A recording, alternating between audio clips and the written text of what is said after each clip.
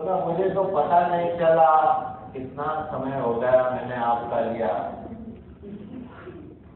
मैं घड़ी आज नहीं कर रहा। आपके जैसे स्टूडेंट है, बोला कैलेंडर तो पीछे था, तो ऐसा हो जाता है।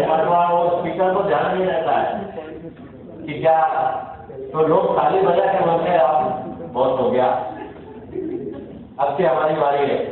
ये जो होता है वीक अकाउंटेबिलिटी, ये सबसे बड़ी समस्या है।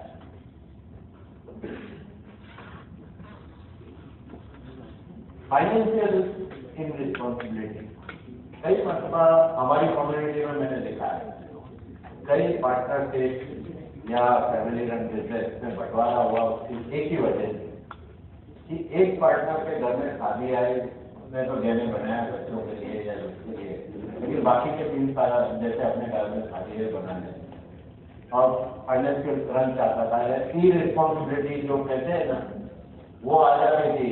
तो उसकी वजह से कई मरतबा बंटवारा होता है और ये बड़ी में बड़ी चैलेंज है। मैंने फेस किए बहुत अच्छी तरह से, इसमें से मैं निकला हूँ, तो मैं कह सकता हूँ मैंने इसके लिए क्या किया था, ये छोटी सी बात शेयर करना जरूरी रहता है। 1978 में जब मैंने 77 में लिया, 78 में एक फैमिली ट्रस्ट बनाया। उस फैमिली ट्रस्ट में जितनी लड़कियां थी या नाबालिग लड़के थे, मतलब मेजोरिटी नहीं थी, माइनॉरिटी में थे, उनको सबको बेनिफिशियल बन। मेरी मदर, 3 चाची, मेरी वाइफ, भाइयों की वाइफ, सबको मतलब बेनिफिट। और 2 साल पूरा धंधा उसमें डाइवर्ट कर और उससे जो प्रॉफिट आई है उससे प्रॉपर्टी। तो उसके बाद क्या हुआ कि आज तक उसके बाद मेरी 2 बहनें, चाचा की 4 लड़की, मेरी 2 बेटी, मेरे भाई की 3 बेटी, तीनों भाइयों की इतनी शादियां हैं। हर एक ने अपनी कैपिटल से अपनी शादी का खर्चा मतलब हो गया। तो ये एक की थी और इसकी वजह से,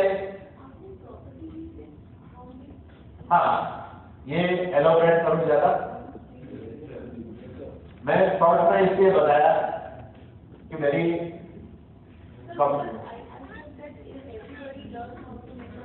यस नहीं, इसमें इस तरह से कि उस टाइम मेरी 7 पार्टनरशिप कंपनियां,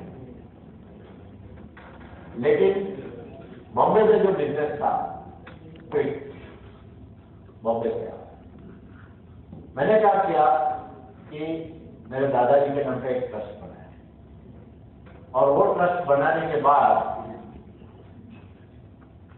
उनमें बेनिफिशियरी सब फैमिली मेंबर को, हम लोग जो थे जो कमाने वाले, उसके अलावा सबको बेनिफिशियरी घोषित किया। उसमें 4 ग्रुप बनाए। एक मेरे पिताजी के परिवार के ग्रुप, एक दूसरे नंबर पे मतलब पहले बड़े चाचा का परिवार का ग्रुप, एक सेकंड चाचा के परिवार का ग्रुप और एक उसके बाद के चाचा जो थे छोटे उनका। इंटरनली उनका जो कंपनी में शेयर था वही यहाँ रखा और इस तरह से किया कि एक लड़की अगर ब्याह हो गया तो उसका जो शेयर है वो बाकी का उस ग्रुप के लोगों में इक्वली बढ़ गया।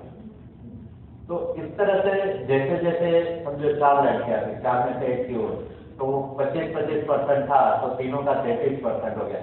तो ये इस तरह से हुआ और 2 साल जो बिजनेस किया उसमें से जो इनकम हुई वो इनकम से अंधेरी में एक प्रॉपर्टी ली, एक अहमदाबाद में ली थी, एक गांधीनगर में ली थी, इसकी 5-6 जगह पे प्रॉपर्टी। और ये प्रॉपर्टी लेने के बाद हमारी कंपनी को मार्केट रेट से रेंट पे दी।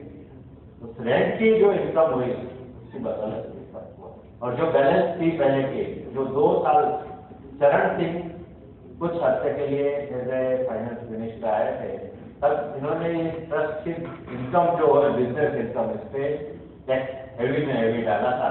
फिर वो ट्रस्ट में से हमने बिजनेस बंद कर दिया और फिर रिवर्स कर दिया। मतलब टोटल लीगली, नथिंग इलीगली, लेकिन ये प्रॉपर टैक्स प्लानिंग करना पड़ा। और टैक्स प्लानिंग का ये जो फंडा मुझे सीखने मिला था 1975 to 77 के दौरान, पिछले कई सालों का इनकम टैक्स का कुछ स्क्रूटिनी नहीं निकली थी और उसमें जो झेलना पड़ा था, मैं तकरीबन आधा दिन या ज्यादा टाइम अपना जो चार्टर्ड अकाउंटेंट था उसकी ऑफिस में गुजारता था। उसमें से बाकी लोग आते थे, उसके क्लाइंट आए, उसमें से जो बातें हो रही थी उसमें से ये एक निचोड़ निकाल के ये किया गया। और आज भी ये चल रहा है, जिसमें अंधेरी की हमारी ऑफिस है जो यहाँ अपनी दर्पण थिएटर की गली में, उस ऑफिस की प्रॉपर्टी आज भी वो ट्रस्ट के नाम पे है और आज भी रेंट कंपनी दे रही है और बेनिफिशियरी को आज भी 40-50 हजार मिल रहा है। मतलब लेकिन जो लड़कियां थी उनकी शादी 1978 to 1991 के पीरियड में हुई, तो उस टाइम उनके लिए ये इनफ था, क्योंकि उस टाइम सस्ता ही थी। आज के मुकाबले देखो तो आधे से भी कम दाम थे और सब कुछ ठीक ठाक हो गया था।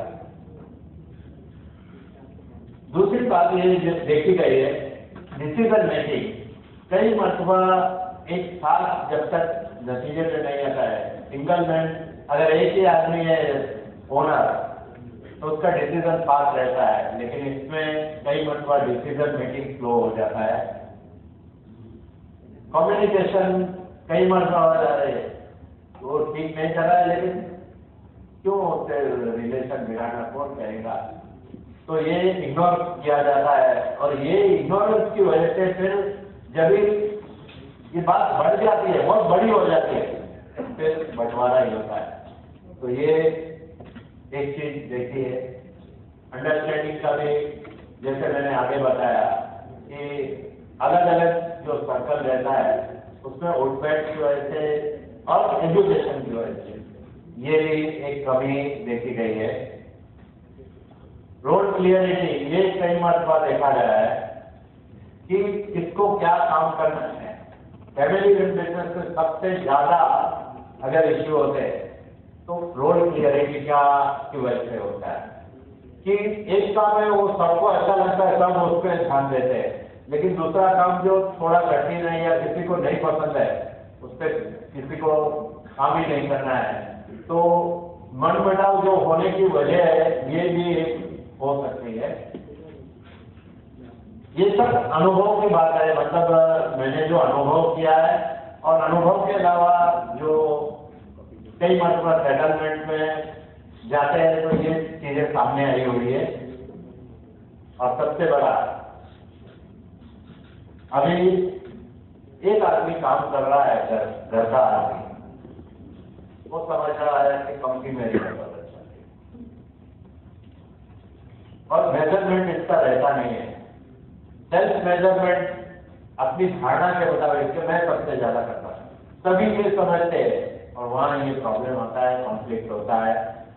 उसके लिए बेस्ट होता है, बेस्ट जैसे अप्रेजल करते हैं ना लोगों का, जैसे अपना मिलता है अप्रेजल करने की शुरुआत कर दे रहे जो कंपनी, वहां क्या कभी भी प्रॉब्लम नहीं हो सकता है। अभी आने वाले जो 8 साल है वो कहते हैं देश के लिए 7-8 साल, और जो इसमें आंकड़े दिए गए बताइए क्या है, मतलब मेरे घर के नहीं है आंकड़े। 2012 में आज 121 करोड़ की आबादी थी, 2020 में बढ़ के 131 होने हैं। 10 करोड़ बढ़ेंगे, लेकिन उससे ज्यादा एक बात और है, सिर्फ 10 करोड़ नहीं बढ़ेंगे, आबादी में 10 करोड़ का इजाफा होने वाला है, लेकिन वर्किंग पीपल आज जो 70 लाख है, 70 करोड़, वो बढ़ के कितने होने वाले हैं? 84 राइट, 15 से 59, फिर हमारे जैसे एक्स्ट्रा भी आ जाएंगे ना उसमें। ये सब 15 से 59 वाले की बात कर रहे हैं। 1 करोड़ तो हमारे जैसे हो गए जो 60 पास कर चुके हैं।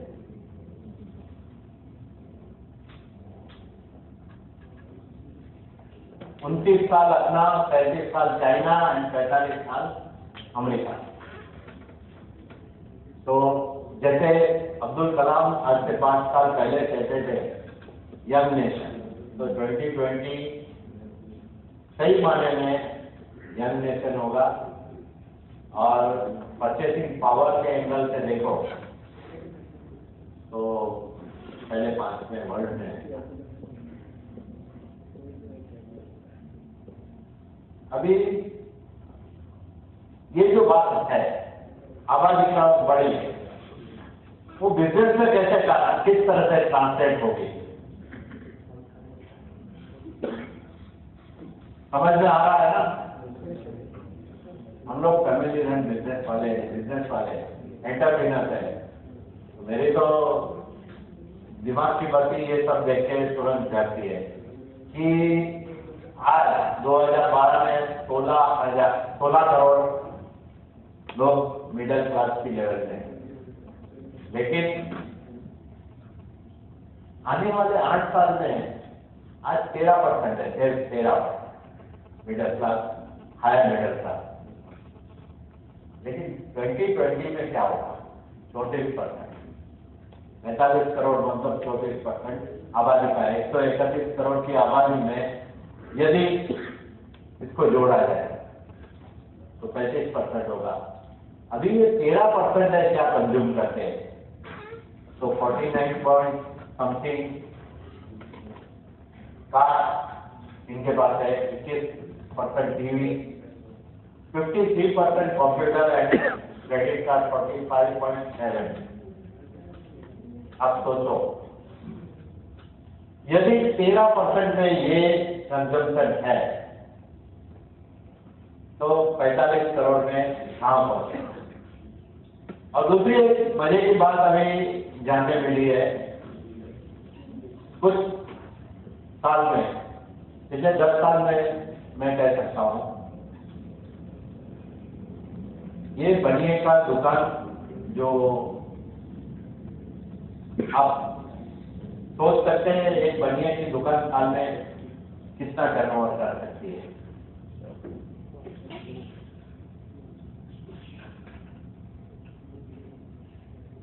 आइए 1000 फुट की दुकान है, कितना? तो डिपेंड बनिया की साइज क्या है? बनिया की साइज तो किशोर बिया नहीं बनिया ही है। नहीं, मैं 1000 फुट में एक छोटा बनिया हायर साइज कितना लगा कर सकता है? 10 करोड़। 10 करोड़ कैसे आएंगे? आपके यहाँ सोसाइटी स्टोर वाला है 9 करोड़ का, उसका है 24/7/365 डेज वर्किंग है उसका, तो कितना हो सकता है? सोसाइटी स्टोर है ना यहाँ, ये गार्डन के सामने, मतलब आप समझते 9-10 करोड़ करता है, बरोबर? हायर साइड 9-10 करोड़ मतलब 3 लाख रोज का।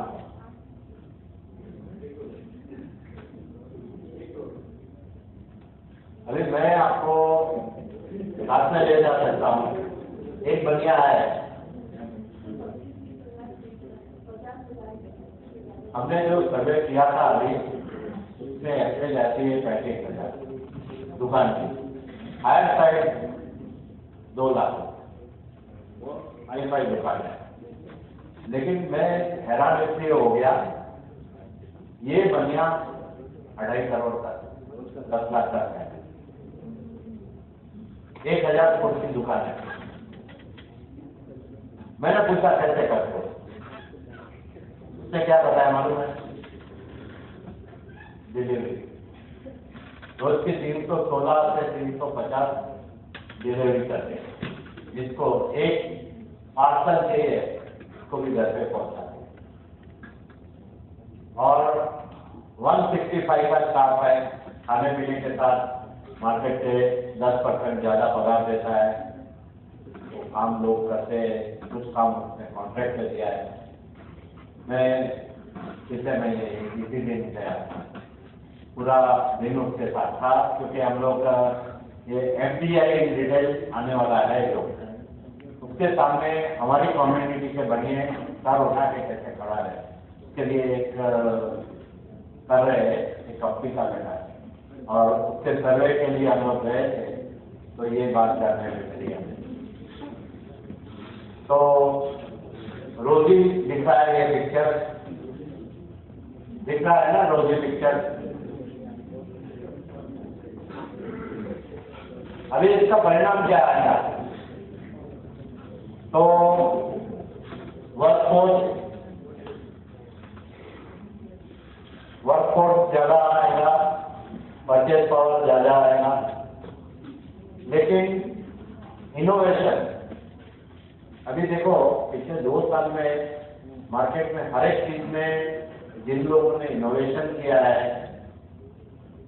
उनको कभी मंदी या कोई बात की लागू नहीं हुई थी। पूरे यूरोप भर में मंदी थी पिछले साल, बरोबर है। लेकिन यूरोप की एक कंपनी है स्विट्जरलैंड की, ज़ारा, पिछले साल का रिकॉर्ड उसने तोड़ दिया।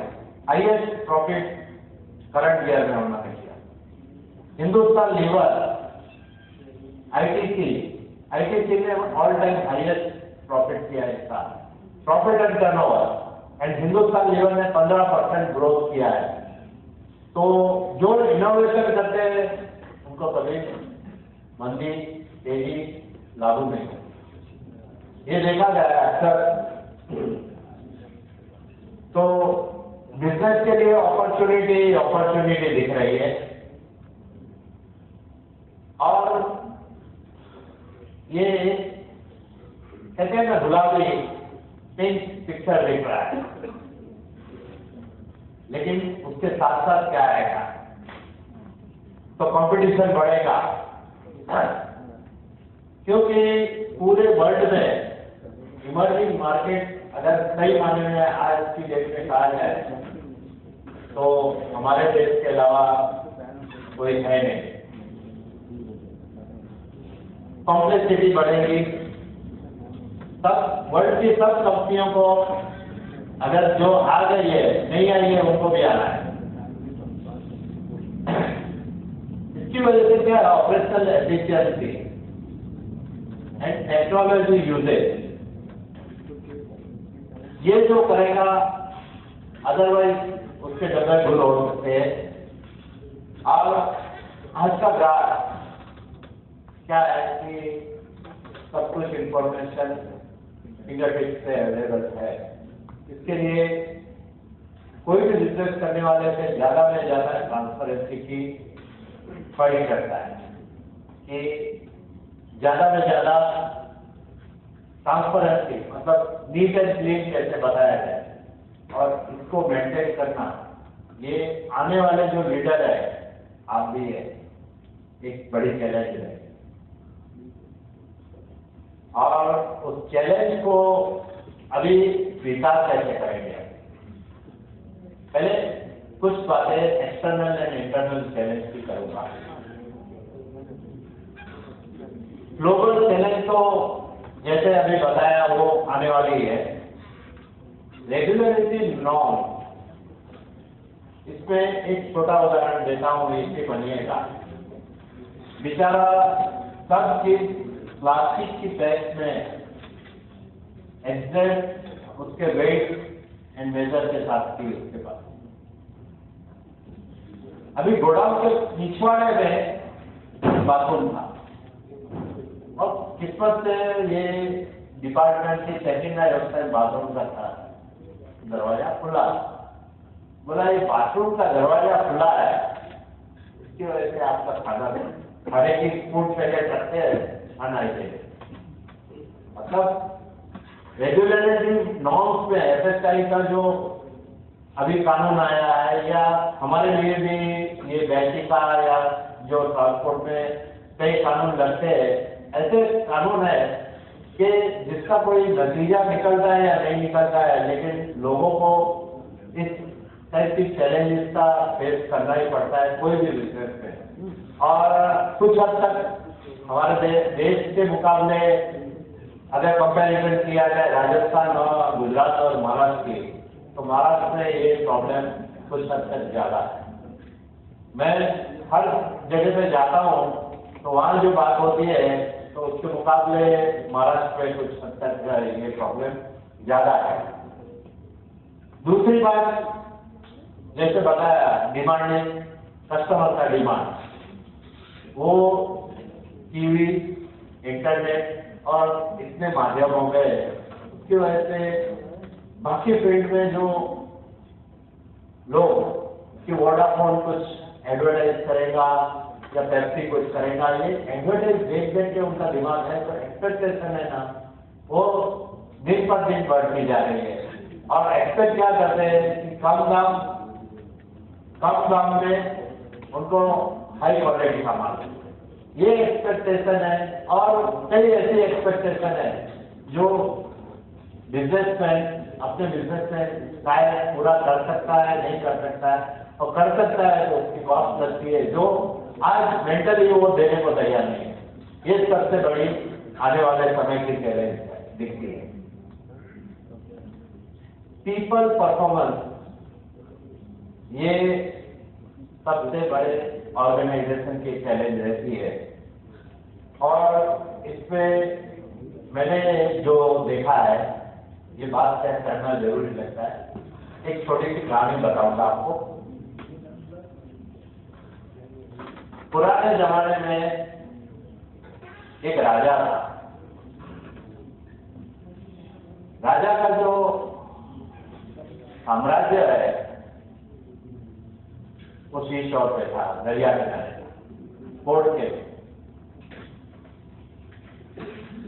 तो राजा का पेट आदमी कौन रहता है?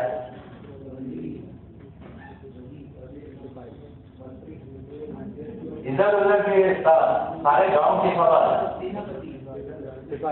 नहीं, राजा का खास आदमी ऑलवेज, बाकी सब ढाई रहता है, जो सुबह आके उनकी हजामत के साथ पूरी दुनिया की हजामत उनके साथ शेयर करता है।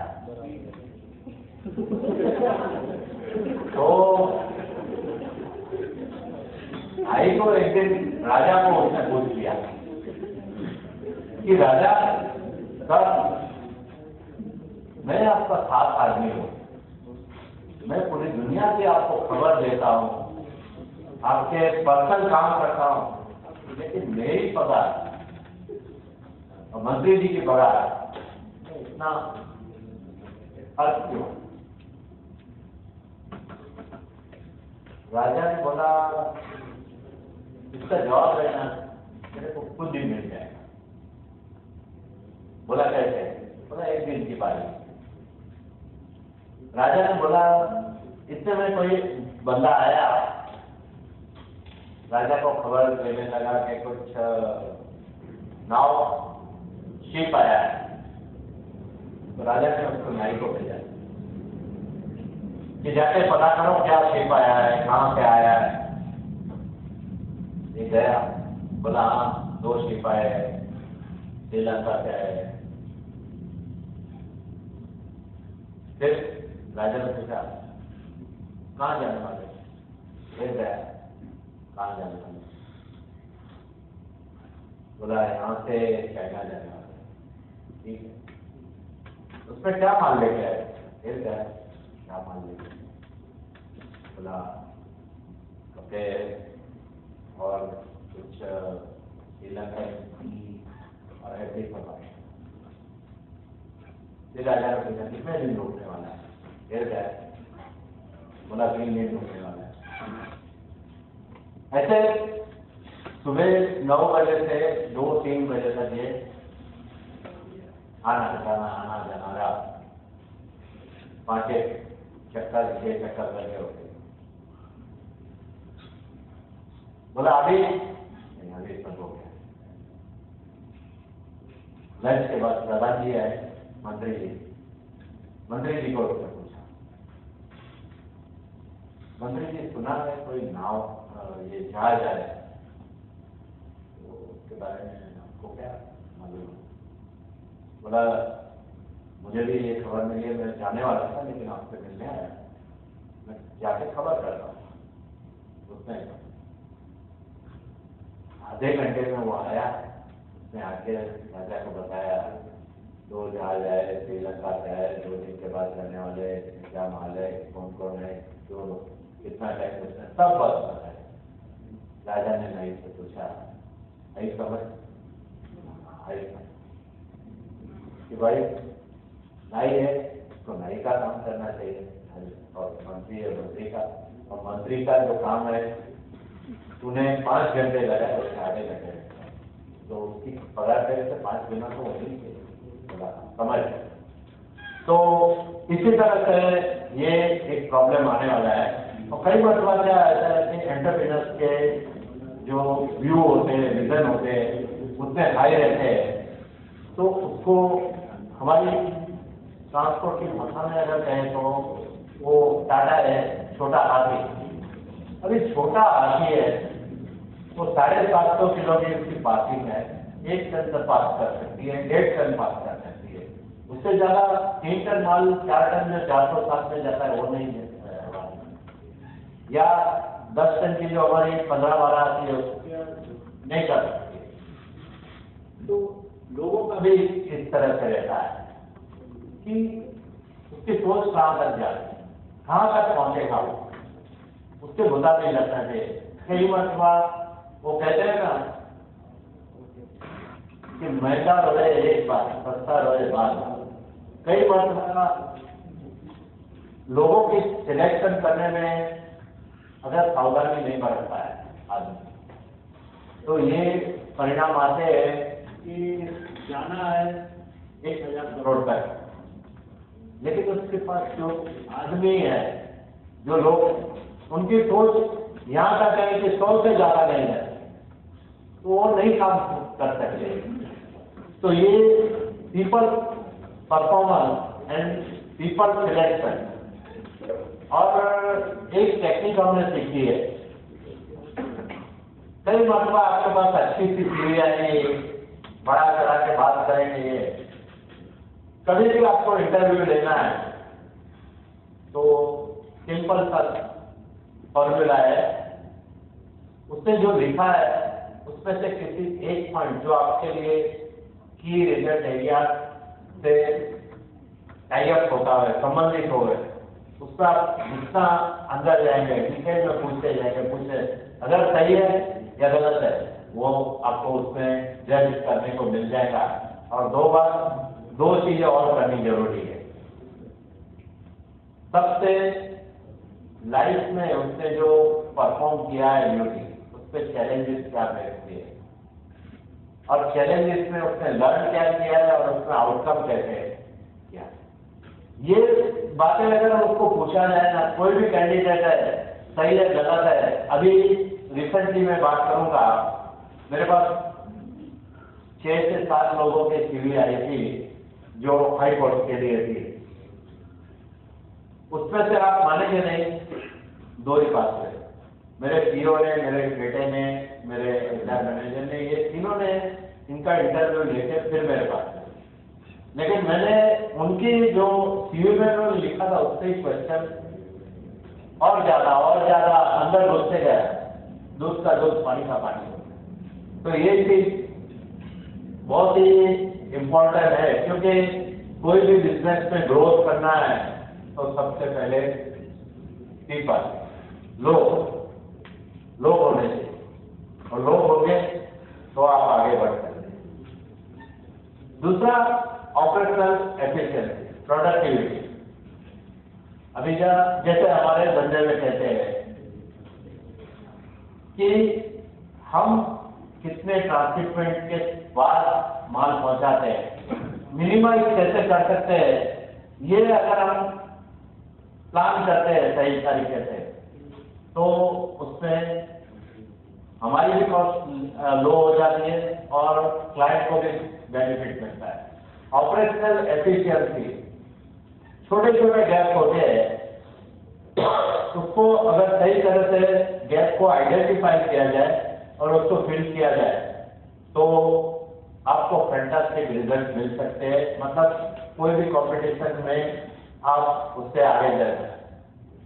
तीसरी बात, आपका विजन है, जो विजन है उसके साथ आपका डायरेक्शन अलाइनमेंट करना बहुत जरूरी होता है। एंड जनरेशनल लीडरशिप सबसे बड़ी चैलेंजिंग ग्रोथ के लिए है।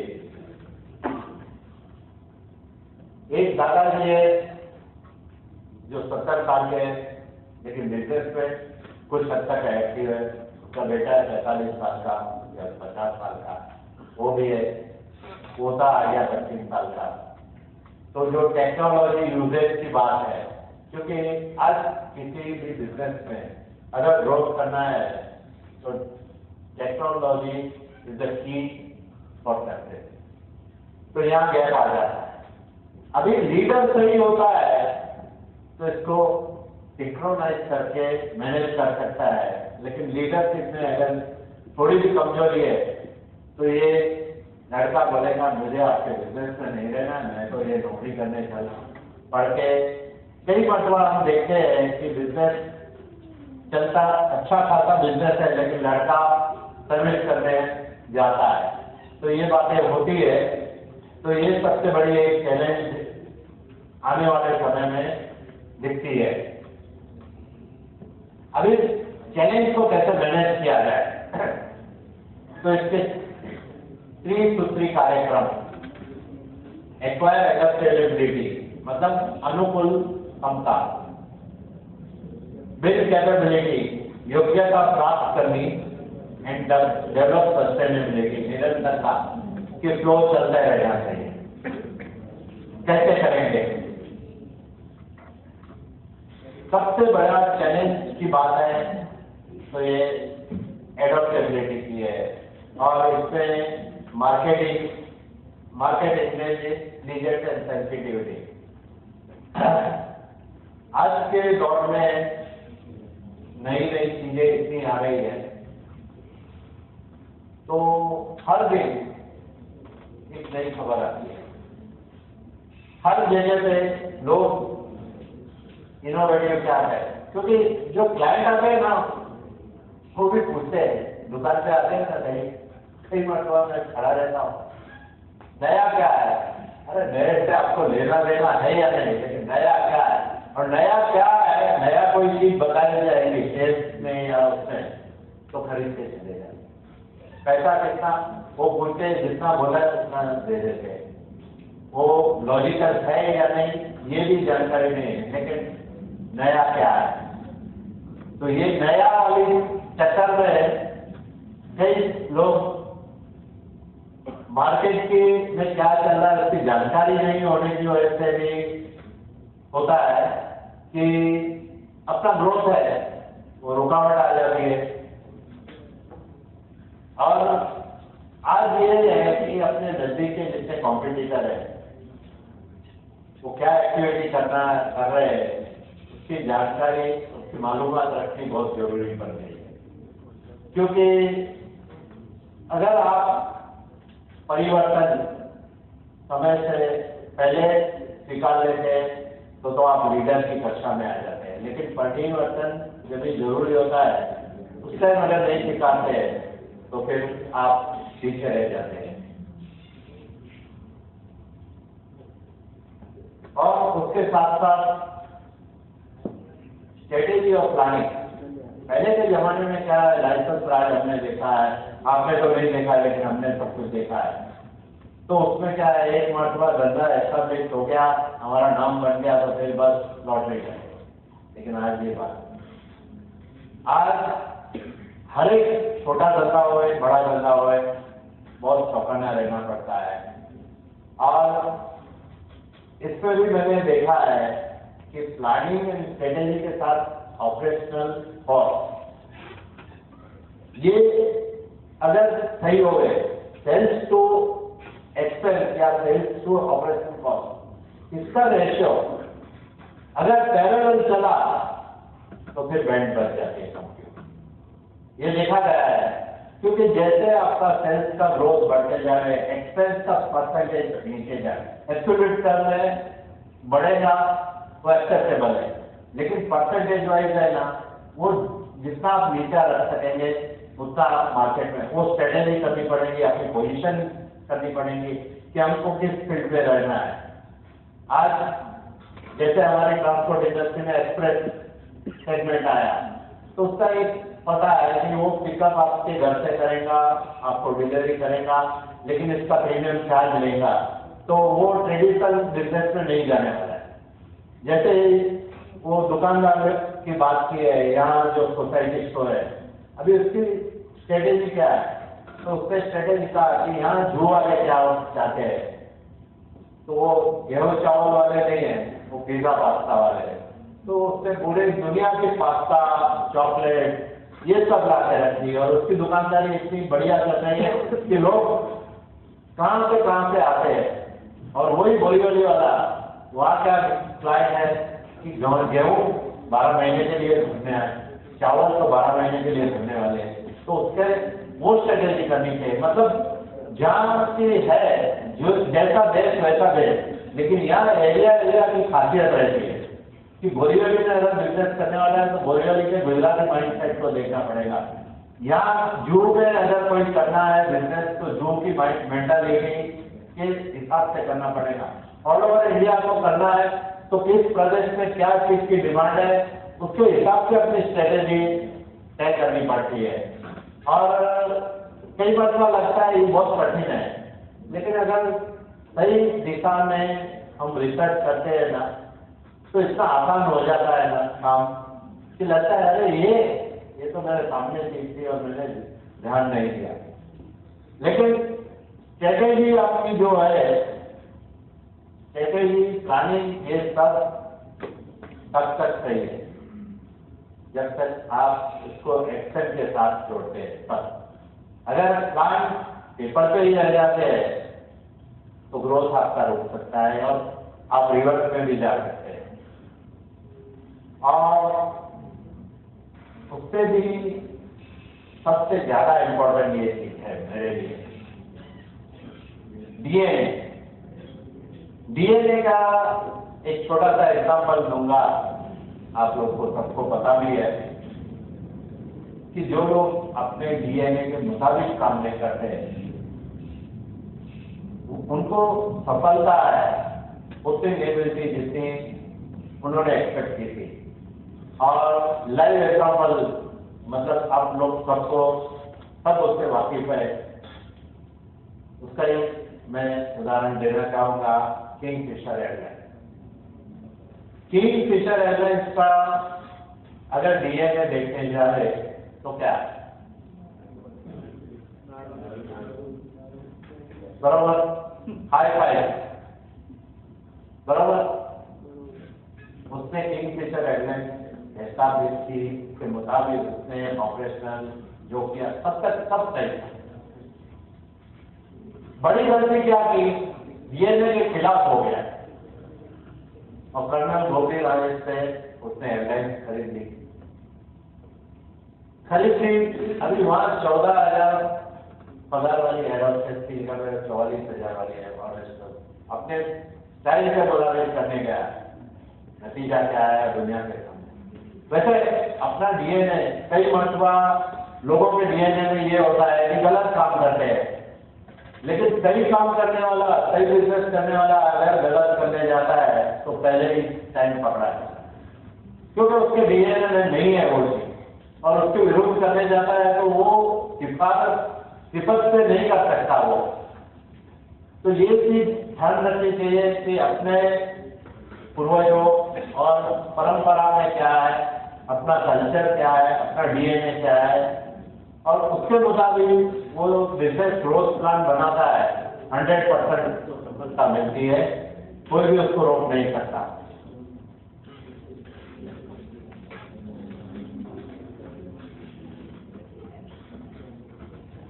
Functional and operational system and structure, हर एक बिजनेस ग्रोथ अगर ज्यादा हद तक करना है तो सबसे पहले आपको आपका बिजनेस प्लान कैसे होगा, उसमें फंक्शन कैसे आगे जाएगा, सिस्टम क्या होगी, एसओपी क्या होगी, ये सब तय करके इस पे अमल कैसे करना, ये पूरा प्लान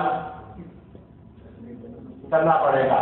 कई मरतबा मैंने देखा है कि 25-50 करोड़ की कंपनी को 500 करोड़ पे ले जाना है, 2 साल में ट्रांसफॉर्मेशन। जो नेचुरल ग्रोथ होता है कंपनी का, किसी भी कंपनी का, वो एवरेज 10%, 12%, 15% होता है, लेकिन ट्रांसफॉर्मेशन चेंज जो करना चाहता है उसके लिए ये चीजें बहुत जरूरी हुई है कि कैपेबिलिटी बिल्ड करनी, और कैपेबिलिटी बिल्ड करने के लिए कि आज हमारा धंधा इस जगह पे है। अभी एक छोटा सा उदाहरण इसके साथ दूंगा। हमारा एक स्टूडेंट था, उसकी 5 करोड़ की चॉकलेट और टॉफी बनाने का धंधा था। हमारे जो संस्था है इसमें हम लोग कोर्स चलाते हैं 12 घंटे का, सुबह 8 से 1 बजे तक का, केवाईडी उसको कहते हैं। और वेलिंगटन का है जो प्रोफेसर है, प्रोफेसर विक्टर मणिकम, वो हेड करते हैं। तो उसने अपना प्लान बताया, सब खुश हो गए।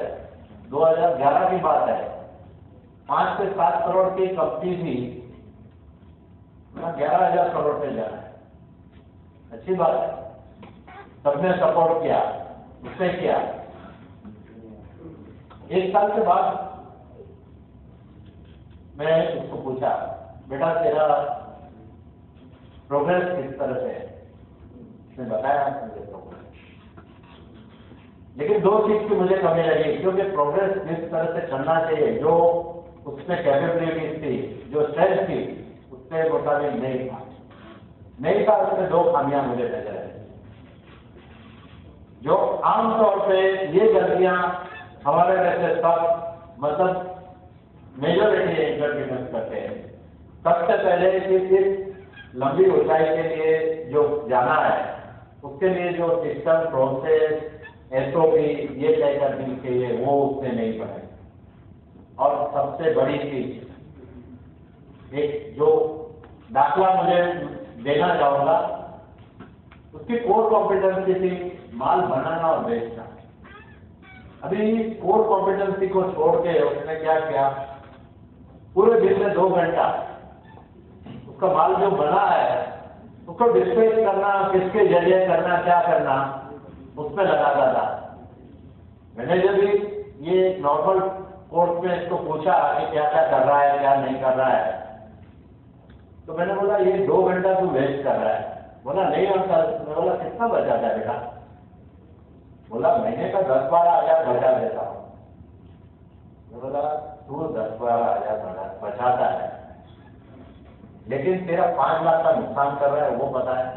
बोला कैसे? मैं बोला वही काम ट्रांसपोर्ट वाले को, किसी को एक को कॉन्ट्रैक्ट दे दिया तुमने, एक ही आदमी ने डील किया, और तेरे यहाँ से लेके जावे, तेरी डिलीवरी करते हुए वैसे कोई रेप्यूटेड कंपनी से तू टाई अप कर ले और तेरे किसी आदमी को दे दे, और तेरी जो कोर कॉम्पिटेंसी है उससे ये 2 घंटा अगर एक्सपेंस ज्यादा करेगा तो तेरा सेल बढ़ेगा, सेल बढ़ेगा तो तेरा प्रोडक्शन तू बढ़ा सकेगा, 5 लाख रुपया कमाएगा महीने का। और आपको बताते हुए खुशी होती है, 1 साल पहले की ये बात है, अभी मैंने पूछा तो 100 करोड़ बात कर गया। उस टाइम वो ये लग रहा था पिछले साल कि 20 करोड़ तक पहुंचेगा या नहीं, 5 गुना। छोटी छोटी करेक्शन उसने किए बस।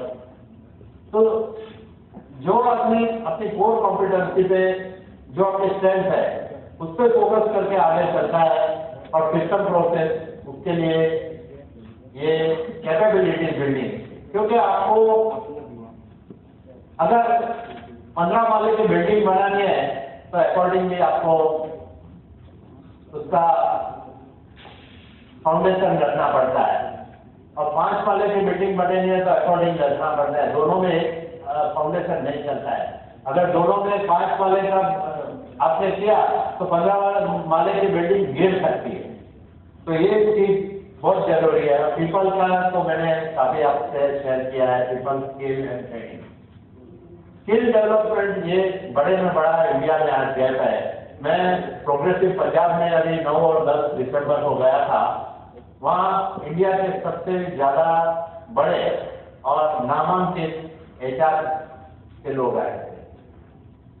सबसे बड़ा पूरे देश में 2001 से 2013 के दौरान जो गैप उन्होंने नजर आया उनका कि स्किल डेवलपमेंट का।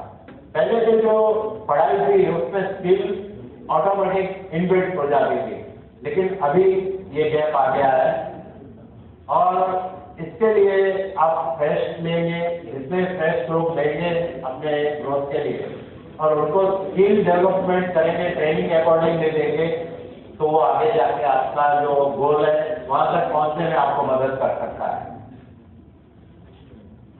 मार्केटिंग एंड फाइनेंशियल सेविंग क्या है, सब कुछ हो सकता है, लेकिन इनवर्ड एंड आउटवर्ड इसका बैलेंसिंग बहुत जरूरी है।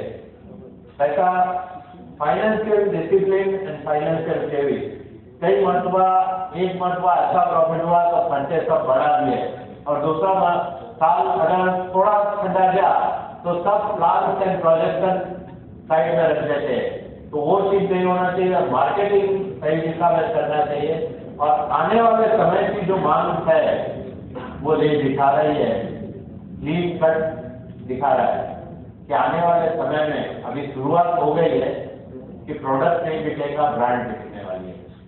तो जैसे भी थोड़ा सा एस्टैब्लिश होता है, सेटल होता है बिजनेस, ब्रांडिंग एक्सरसाइज करनी बहुत जरूरी आज के आने वाले दौर में दिखती है। और इन सभी चीजों को अपना विजन, वैल्यू, मैनेजमेंट, बिजनेस गोल, स्ट्रेटेजी, लॉन्ग टर्म, ये सबको सिंक्रोनाइज करना और सिंक्रोनाइज करके कभी हो सकता है, एक ही बात से हो सकता है कि लास्ट ले आपका प्यून है, आपका क्लास है, इसपे यदि आपका क्या मिशन है, क्या विजन है, ये बात की जानकारी हो तो आपके चैलेंजेस फेस करने में भी हेल्प कर सकती है और ग्रोथ में काफी मदद मिल सकती है। लीडरशिप डेवलपमेंट एंड एंगेजमेंट, इसमें एक चीज देखी गई है कि जहां एक आदमी लीडर के तौर पे उभर के आता है और नीचे से आदमियों को अपने सक्षम बनाने की कोशिश करता है, तो वो कंपनी तेजी से आगे जाती है। और इसमें एंटरप्रेन्योर्स का भी इतना रोल है, महत्व का है कि आमतौर पे यस पे लेना पसंद करते हैं लोग, लेकिन मैं बिल्कुल उससे विरुद्ध बात करूंगा कि अपने से बेहतर आदमी पसंद करेंगे तो आपकी कंपनी जाएगी और नीचे के आदमी को ये बता दो कि भाई तेरी जगह पे आया पोस्ट पे तेरे लिए जगह खाली है, तू अगर अपने नीचे का आदमी को तैयार करेगा तो तेरे को बढ़ती मिलेगी। हमारी कंपनी में हमने ये सिलसिला किया है कि जैसे भी कोई पोस्ट खाली होती है तो पहले ये देखते हैं कि नीचे में से कौन आदमी ये जिम्मेदारी उठाने की सक्षम है। अगर कोई मिलता है तो पहले उसको चांस दिया जाता है, वो और ज्यादातर लोग सक्सेस भी हो रही है इस चीज में। और यहाँ ओनर का एक अहम रोल रहता है एज ए एंटरप्रेन्योर कि आपका नजरिया क्या है,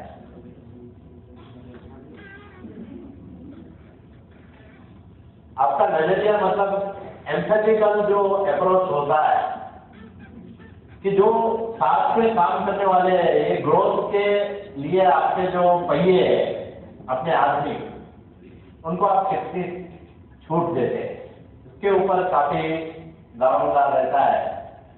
और जैसे मेरा जो फंडा है वो क्लियर कट है, अगर हमें एज ए एंटरप्रेन्योर गलतियां करने की छूट है, इजाजत, तो हमारे बिजनेस को जो ग्रोथ पाथ पे लेके जा रहा है उसको क्यों नहीं होना? उनको भी उतनी छूट होनी चाहिए जितनी हमें है। और ये आजमा के देखेंगे, आपको 100% बेटर रिजल्ट मिलेगा जो एक्सपेक्टेड था आपके पास। थोड़ा ये लॉ एक 3 मिनट की फिल्म है और उससे क्या लिखाई जाती है वो पढ़ो। वॉइस नहीं मिल सकता नहीं इसमें।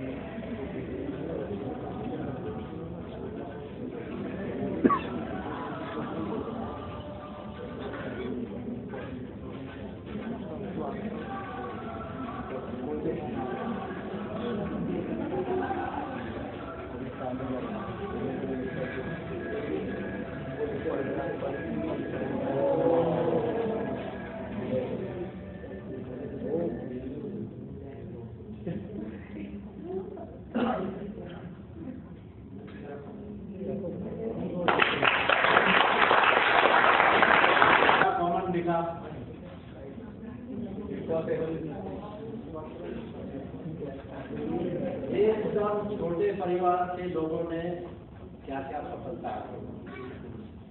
तो आज पूरे वर्ल्ड में आज जो सिचुएशन है, खास करके इंडिया में, मुझे 1000 साल में जो नहीं थी वो अपॉर्चुनिटी आज। पहले एक जमाना था जब लोहार का लड़का लोहार पढ़ता था, ड्राइवर का लड़का ड्राइवर पढ़ता था। आज जिसको जो अपनी हैसियत के हिसाब से, अपनी गोल के हिसाब से आगे बढ़ना है बढ़ सकता है। तो nothing is impossible.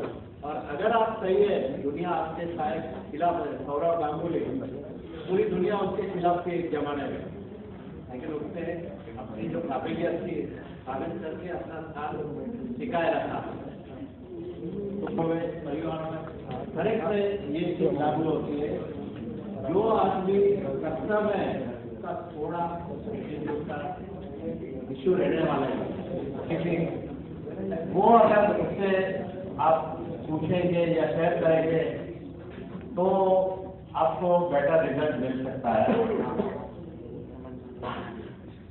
Human touch ये सबसे बड़ी चीज है, एम्पैथिकल जो अप्रोच है।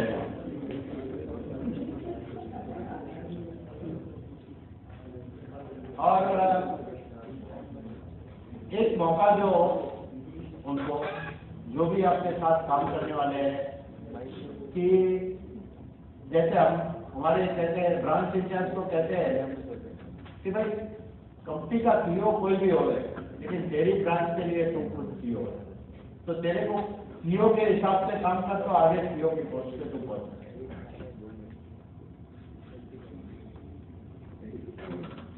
हमने कई ड्राइवरों को ओनर बनाया, आज वो इतने लॉयल है कि दुनिया की कोई भी ताकत उसको तोड़ नहीं सकती है। 5-5 हजार 10-10 हजार में ड्राइवर आए थे, उनको उधारी पे ट्रक ओनरशिप पे देते थे।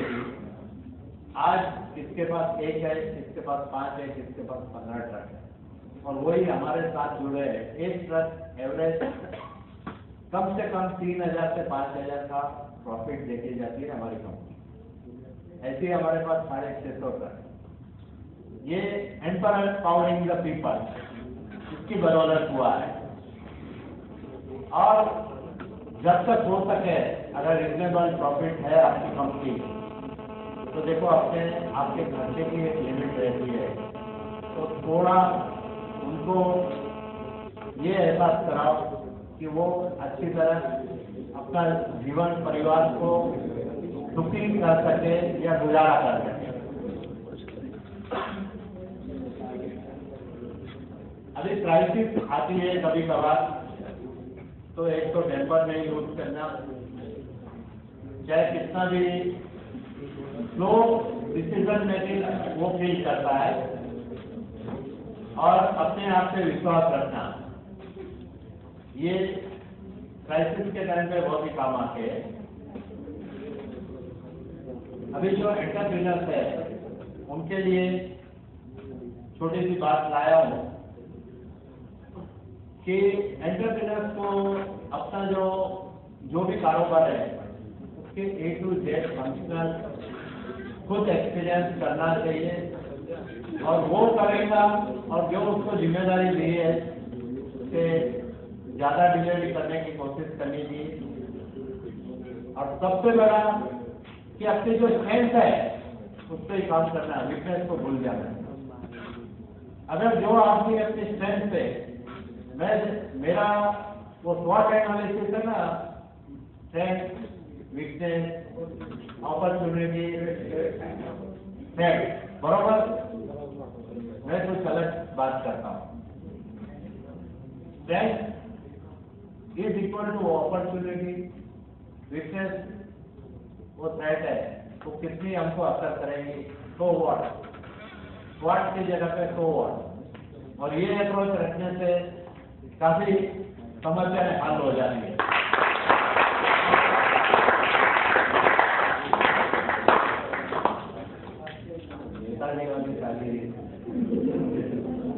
नेताजी की एक बात याद आई। एक नेताजी के बेटे ने पूछा, पिताजी राजनीति क्या होती है और अच्छे राजनेता कैसे बन सकते हैं? पिताजी ने देखा क्या है आपका, वो थोड़ा मालिया जैसा बना था, बोला बेटा वहां जा। वहां गया, बोला आप इसको ऊपर से कूद, मैं तेरे को पकड़ लूंगा। वो बेटा कूदा, बाप हट गया,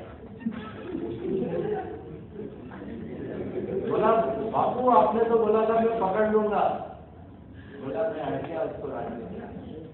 जो प्रॉमिस किया है वो प्रॉमिस भी रखने का, पालन नहीं करने का, उसको राजनेता बनने के गुण में ये सबसे पहली क्वालिफिकेशन।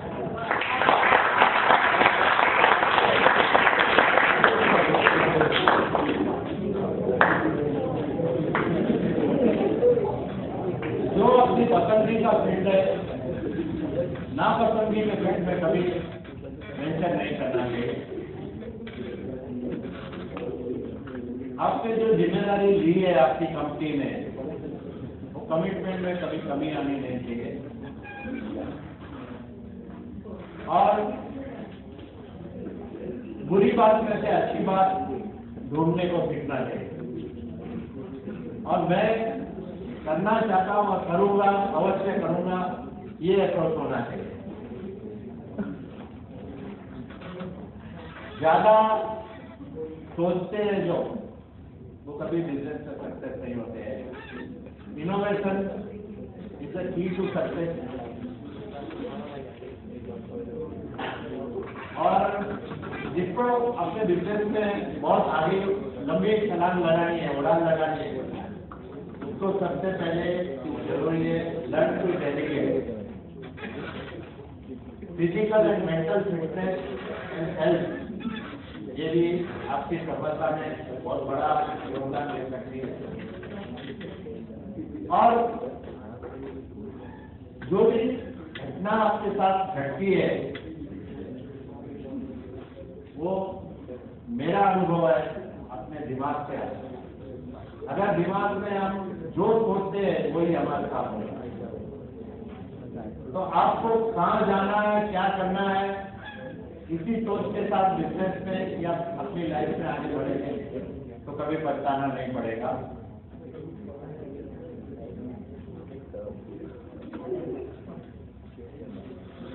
अभी बिजनेस को किस तरह से ग्रोथ पाथ पे ले जाना है, अगर स्टार्टअप है या कंपनी है, तो जैसे हम बच्चों को स्कूल में दाखिल करते हैं, 1 से 5 साल का बच्चा घर में रहता है, लेकिन 5 साल में, अभी 3 साल में, 2 साल में वो बेसिकली वो अलग बात है या वाइट टीचर है, हर साल 7 साल बदल के होता है। इसके बावजूद भी हम एक विश्वास करके बैठते हैं। तो जो अपने साथ टीम बनाते हैं, उसके विश्वास करके अगर उसको सौंपेंगे और एंटरप्रेन्योर एज ए एंटरप्रेन्योर अपना विजनरी जो अप्रोच है रखेंगे, तो तेजी से आप रिजल्ट प्राप्त कर सकेंगे।